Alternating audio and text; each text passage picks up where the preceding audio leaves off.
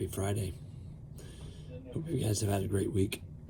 Today we are excited to have our first guest on our e-learning coaches YouTube channel. Her name is Robin Coffman. She hails from Lakeview Middle School, teaches science over there. And today she's going to show you what she is doing in her classroom with her Canvas. Definitely pretty cool what she's doing, and definitely thank her for being part of our Friday. So thank you for watching. Hope you enjoy her. Hi everyone, my name is Robin Coffman and I teach at Lakeview Middle School. I was asked by our wonderful tech guys to show you guys my Canvas. So my classroom is for 7th and 8th grade science students, where I focus on gamifying, and they wanted me to show you how I set up my Canvas so that maybe you could do something like this. So if we'd start here first, this is for my science 7th, and I'm in student mode right now, so this is what my students would see. Whenever they get onto my Canvas account, we have what is called a home page. And on this home page, we have various links to different assignments. So I'm just going to go ahead and start from the beginning. So this first button, I'm going to click here, is for their main missions, is what we call them in class. That's just basically their required assignments, the stuff you're going to take grades on. And so if I was a student and I clicked my main missions, what would happen is I'd jump down to these various modules. And this is how I have my class set up in these modules. Let's take part 1, for example. For this quarter, we were talking about geological time. At the top here, I have my PowerPoint, and then the first assignment that's open to my students is the notes. And so if they click on that, and these students can do it ahead of time because I have my videos. It's also really nice for students that need to be retaught the information. They can go back and rewatch the videos.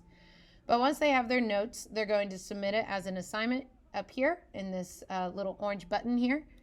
And then what's going to happen is, if you see down here this next assignment, geological time pick an option, as a student, I can't click on that.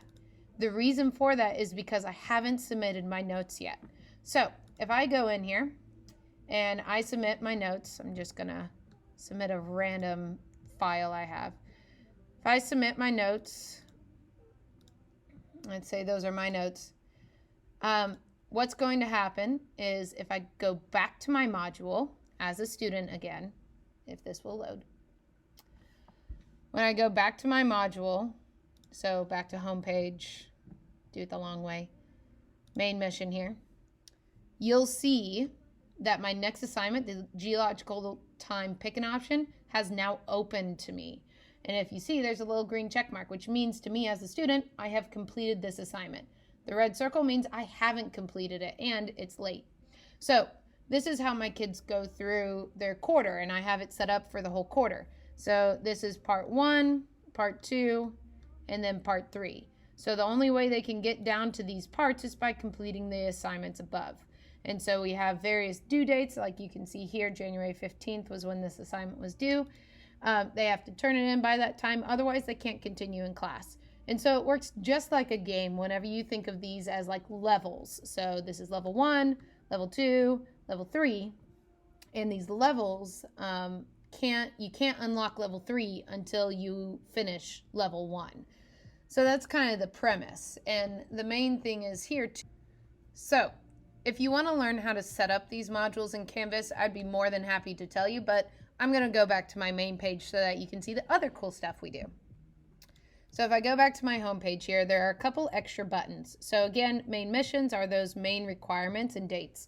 The next one I have here are side missions, and these are really fun for kids that either A, need a break from the content, or your high ability kids that have finished their required assignments. They don't really know what else to do. They can do these side missions, and they are partially related to the subject, but some of them are just sort of random. So let's take, for example, this side mission I call the Diamond Smuggler. This is good for my 7th graders because we're talking about rocks and minerals, and this is kind of just like a fun puzzle for them to do, talking about the mineral diamonds. And so if whenever a student gets on here, they see a table like this, tells them information about the assignment. It also gives them a color, and the colors indicate how difficult the side mission is. Of course, the more difficult it is, the more the reward is. So if you see this is the reward, I'll come back to credits in a moment. But so green means that it's pretty easy. They do one of these cryptic puzzles to figure out what the message says. I give them sort of a story as to what happened. So the Space Coalition of Rare Minerals needs you to recover this rare diamond that a smuggler took. And they found this transmission. They need you to figure out what the transmission says, so on and so forth. But you see, I have a couple that have 2 parts. I have others that are just like a one-shot situation. Like, let's take this one, for example. If you notice, the table is red, which means its difficulty is pretty high. And basically, the kids are answering these questions about genetic disorder. Again, this is for my 7th graders. They haven't really learned anything about genetics, but they get to research this osteogenesis imperfecta genetic disorder. I give them information. So this is really good for your advanced kids that don't have anything else to do. So those are my side missions. So again, we have main missions, side missions, and then the next thing we have is daily missions.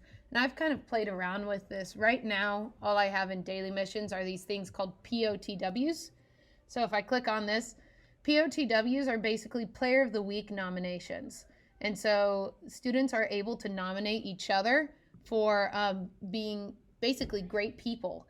And so if like there's a student that gave another student notes, that student can nominate the kid for a 2 to 3 sentence. Of course, I say you can't nominate yourself, but the nominator gets a reward for these 10 credits, and then the nominee gets put into a drawing, and the drawing prize varies from subject to subject.